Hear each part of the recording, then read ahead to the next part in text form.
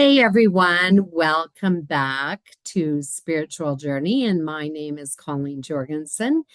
And we're going to talk about this new moon that's set to arrive on All Saints Day and Samhain, which is pretty fitting since it's in the sign of Scorpio, 9 degrees 35 minutes, and it will rise at 6:48 a.m. the morning of November 1st. That's 5:48 a.m. in the morning Pacific time and 8:48 a.m. in the morning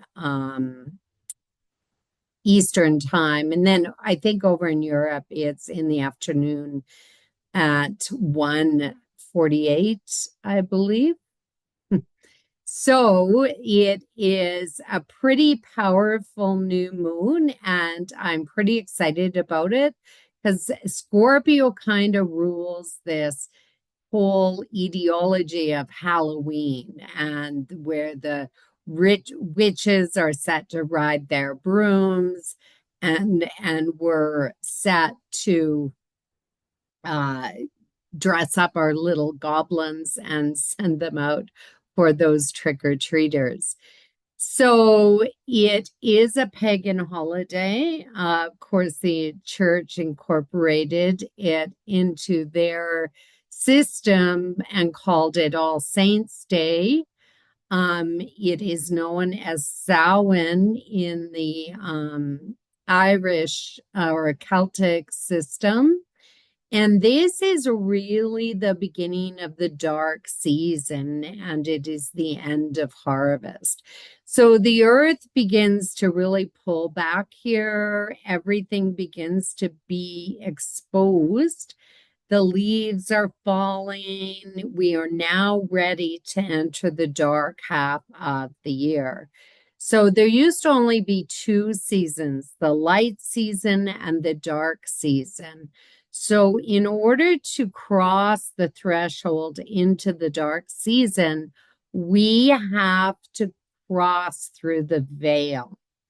So this new moon in Scorpio, that Scorpio rules everything that's underneath the surface. It rules the veil. It rules the world of the dead. And so it's kind of fitting here that as we trek through this unknown space of time through Halloween, that we're really biting at the heels of this energy of Scorpio. So Scorpio rules the shadow world, and the veil, of course, is thinning at this time of the year, a time where we honor our ancestors and those who have gone before us. So we feast the dead in some cultures. We ask for their blessings and protection as we venture into this space of time.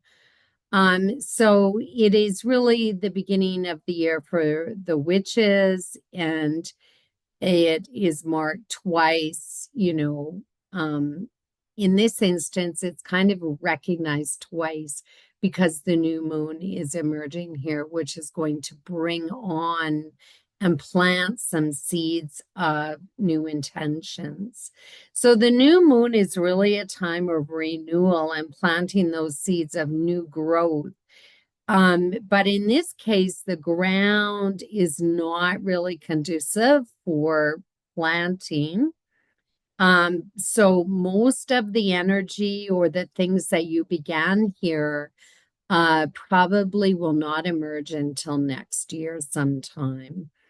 The everything falls back, and Mother Earth is really closing the door on any growth of any kind. So we can be really quite unaware of what it is we're planting. And I think it's really important for you guys to write create your own little moon journal and write, new moon and full moon, because then you can keep track really of what was transpiring at that time or in around that time, because we're not stagnant and the energy isn't stagnant either. So events can start to transpire, a week or so before and a week or so after. So it's good to write down what is going on. Scorpio is a really intense sign. It really likes to expose the things that are underneath or the things that have been kept secret. Scorpio has a sting to it. So it's often recognized in those individuals with Scorpio rising or they are Scorpios. Sometimes even with this moon, there can be stinging words that can erupt with a little provocation or maybe no intent at all on their behalf, but they sting. Others can feel them. And some can be really scared to death with this energy. Scorpio holds secrets, but it also exposes secrets, and as a result, it goes really deep underneath that crust of life that we generally would rather just skip over. So that's criminal activity, the darker elements that we generally just ignore for the most part, unless it's slapped right in our face. So prostitution, rape, human trafficking, slavery, the dark web, violence. You kind of get my drift. It's not necessarily a pleasant sign. And it's really intense. It's really dramatic. Scorpio generally needs a little more meat to what it's doing rather than just, bopping along. So we're really going to uncover some things. And as a result of the uncovering of things, we can actually go, you know what? I think I'm just going to change some of my direction and I'm going to make a decision to move into a new direction and start something different. So Mars was the ancient ruler of Scorpio way back in the day, full of fire and brimstone. And so it's really fitting for All Hallows Eve as well. And Mars is really important in the upcoming months. He is slowing down through the month of November. He's ready to station retrograde on December 7th. And he is really close to the Earth. So Mars, of course, is that feisty, active energy ruling the military, arms, violence, military action. So this really ignites our passion here at this new moon. And some of us could get involved at this time into something that we feel passionate about. He is now in this chart of the new moon sitting at 29 degrees of Cancer. And the 29th degree is that precarious degree that is called the anaretic degree, that is kind of ready to move on. It's really hectic energy. I need to finish up. I'm sick of this. I'm at the end of my rope. I just need to do something different. So it's interesting that both Mars and Pluto are at this 29th degree. And that's that like All Hallows Eve, that threshold before we step over into a different space. So he is leaving behind this energy of Cancer, which is very protective. It's very patriotic. It is about home, family, nourishment, and safety and security.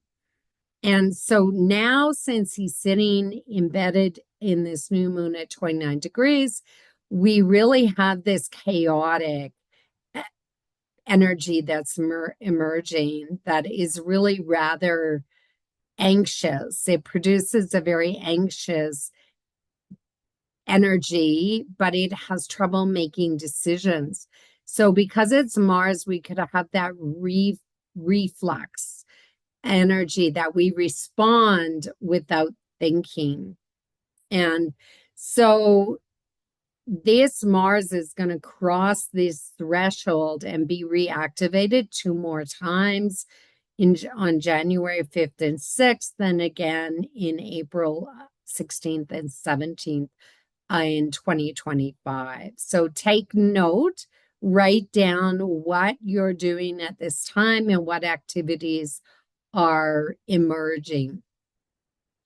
So this is highly activated energy because, as I just mentioned, Pluto is also at 29 degrees in Capricorn, and he is now finishing up his journey that he began in 2008 in the sign of Capricorn.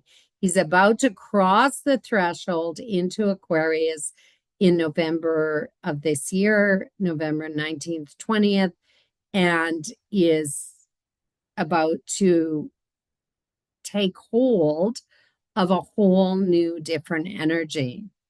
So at 29 degrees, he's anxious to get this thing over and done so he can move on and do something different. Pluto is the second modern ruler of Scorpio, so he's very influential here. And he is really about control, power, big wealth, corporations, leadership, and anybody who is really in a position of power and or control. So I find it interesting that he's on this border, and Pluto really has a strong influence in society and even the world around him. He doesn't let go so easily. So there could be this issue that is going on with this new moon that ironically isn't finished until April of next year. So these two titans, Mars and Pluto, are in direct opposition to one another or 180 degrees apart from one another. And an opposition really is like a tug of war. It's like a big rubber band that just keeps pulling and pulling on either end until something has to snap and or somebody wins this energy. So we could really oscillate between control and action here.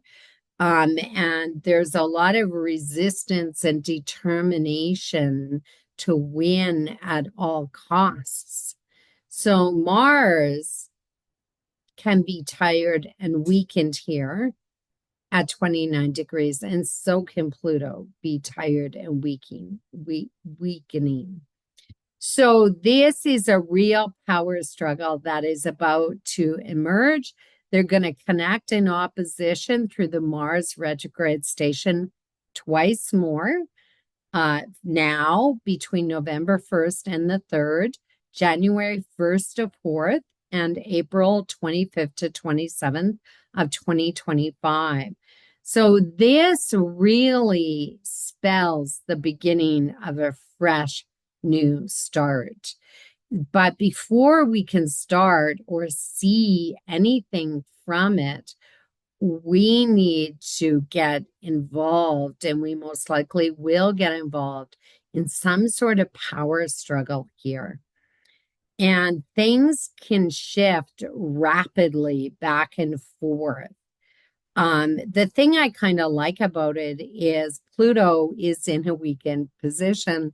And until it gets into Aquarius, which we're going to see the opposition between Leo and Aquarius in the new year, we can really see this finishing off and ending. So if you've been in a real power struggle with Pluto going through Capricorn with somebody in authority over the past year, this is probably your best bet to finish some of that off with residual energy going forward into April. But the thing about it is we're on a fresh path. There's just loose ends and ties, but really we're venturing off onto a new platform. So we got to keep that in mind, this rapidly shifting energy all the way to April. This can be really dramatic, intense, revengeful in many ways, jealous.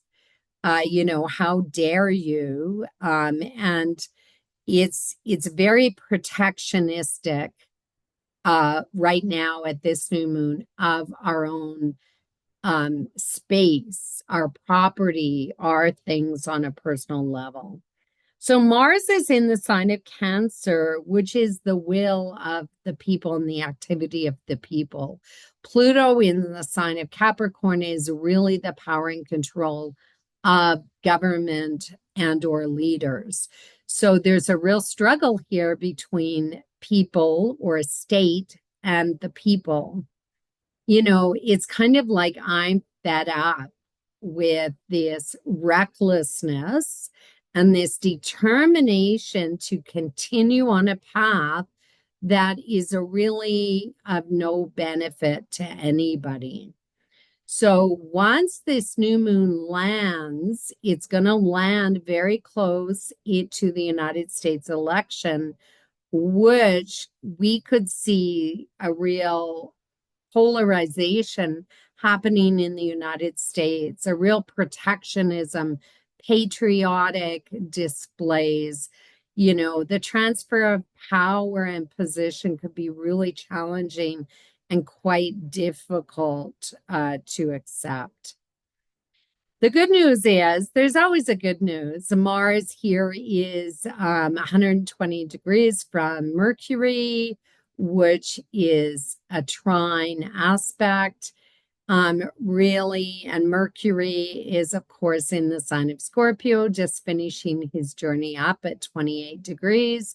And this is really bringing out and uncovering the information that is relevant and pertinent to the dynamics that are going on. So it could be a real eye opener here as information is bubbling to the surface. We have trouble making decisions unless we know the absolute truth. So this is a good thing because the facts start to emerge. This reminds me of a person who's been kidnapped for a long period of time and led to believe something for a long period of time, and all of a sudden they're released. But what do you do? Because you've been under this influence for so long. So if you've been under the influence of any derogatory or controlling situation, this could be really a time of exposure. And perhaps, quite often we're not aware that we've been under the influence of a cult or a highly influential person. The lights don't go on or the awareness doesn't come about until we're kind of shocked into it.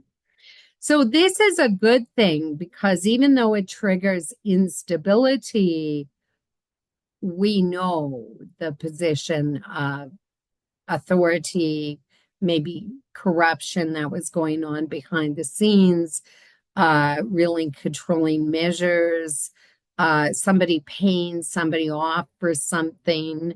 So we are vulnerable here. And do we trust the information that is coming forward? And so we could see all kinds of things, not just in governments and the halls of governments, but in people's real lives. I believe there's a case where the woman had been under the influence and control of her husband recently with rape, which is ruled by Pluto, and now it's all coming to light. So this really is important, but it can leave us in a position of where do I go next? What action do I need to take next? And the whole world really, if certain issues are exposed. Now, Mercury is also trying to Neptune. And so whatever information begins to emerge here, we are going to get an outpouring of empathy and emotion with this and support with the information. So new ideas can flourish, faith increases, and it's almost like a spiritual revelation. And there could be this outpouring of sympathy and support.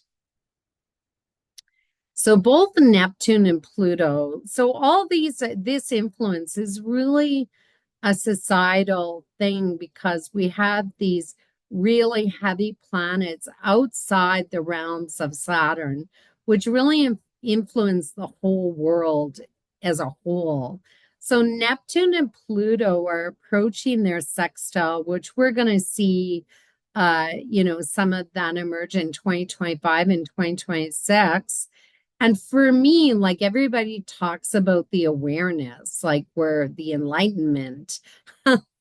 We're gonna get more enlightened.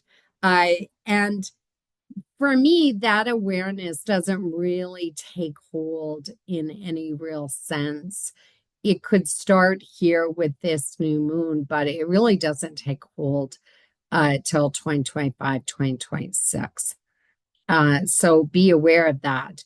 And enlightenment to me is awareness that the light bulb goes on and we know exactly what's going on. That can change the course of our destinies and the whole world's vision for what the next steps. You guys think that there's some power out there that is kind of like controlling us. But this moon is saying that power that we feel like we're under is about to let go. And we can actually steer this ship into a different direction. So new leadership opportunities will emerge with this sextile, a new vision, and a new way of operating the world as a whole. So the energy of this new moon is felt at every corner, really. It really spells we're on the verge of the threshold of the veil. Scorpio is right there. It's a new moon. We have Pluto ready to emerge into the new sign of Aquarius till 2044. We have Mars ready to bounce into the energy of Leo here. Scorpio or Mercury's at the end of his rope here. Neptune is also ready to transition next year. And so we're really in this vortex of transition. Exposure, spying, espionage, military activity around the world is going to be highlighted here. Who's doing what, whose military's going where, what they're doing, because it does seem like they're trying to keep it secret. And Mars is squaring Juno. And so Juno is the woman who was so dedicated and had such an allegiance to her husband that it didn't matter how often he committed adultery against her, she stayed with him. But this square would indicate that there are no alliances, that there is no commitment here. And so this could really unravel. If you think you have support, you got somebody in your corner, I wouldn't really you know, rely on them too much. So, but there is a strategy emerging here and a plan of action, which will most likely be beneficial for you in the long run. Jupiter, of course, is in Gemini, is ruled by that Mercury, who's sitting in a good position. Aside, he doesn't like being down there in the underworld. And Jupiter in Gemini is a really chatty energy. It's eager to communicate and acknowledge the information. It's full of propaganda. So really check out anything, read the fine print, do your due diligence. But you won't get away with too much underhandedness here because Mercury, of course, is exposing a lot of information. And this could actually just cut off deals, negotiations from ever happening because we get to the real heart of the matter of what is happening. So trust your own self. I know that many of you, if you say something, you want to commit and you want to do it, but under various circumstances, you could decide not to do it. So follow your intuition. There's this thing here that says, oh, I'm going to tell you a secret, but don't tell another soul I told you. So that is going on. Meanwhile, the other soul goes and tells somebody else. So there isn't a lot of opportunity here to keep a secret. I just wouldn't make any promises. So, there's this energy that Uranus has with this new moon that is really abrupt and shocking, but in the same way, it's about truth and discovery. And that is important. Last but not least, I want to talk about Eris, because Eris is kind of in a wide T-square to this opposition between Mars and Pluto. And she's been struggling with her brother and the powers that be for quite a while, as she always has really her entire life, because she was excluded from the big party with the gods, and she created so much chaos with the goddesses that they began to fight over who was the most beautiful, which eventually caused the Trojan War. So, and she just stood back and watched it. She didn't get involved. She threw the snowballs and handed them the snowballs, and somebody else threw them. So she's quite involved in this new moon energy.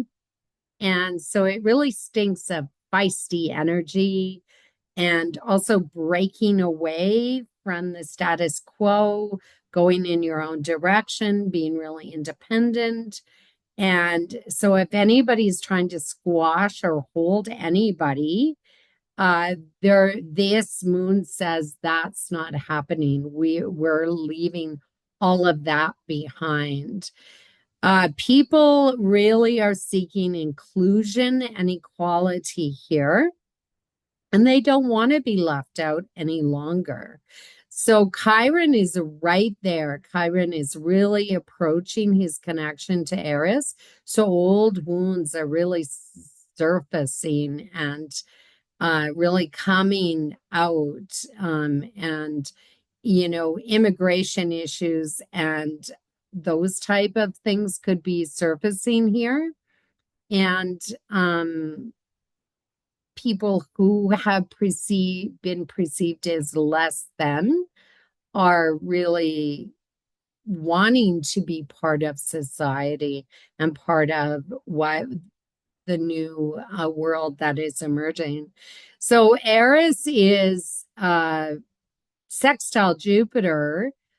So it all looks great on paper. It all looks good. New forms could be emerging. New plans definitely are happening. The system could be changing, and they could be influential to the new governments that are rising. And this dictatorship thing with Capricorn that has happened is we're kind of breaking away from that because Aquarius is very much about freedom and autonomy as well. So this is a really challenging process as new systems, this seeds are being planted for some of these new systems. You know, in this position, she's seeking revenge because she's in a wide square to Mars and in a wide square to Pluto. So she's not a happy camper here. This could elicit fighting and and treatment, but you may not know who is the back person doing this. She's not, or she really wants to be heard, and she's really spreading the word of discontentment, which could be promoting riots or displays of jealousy, fighting.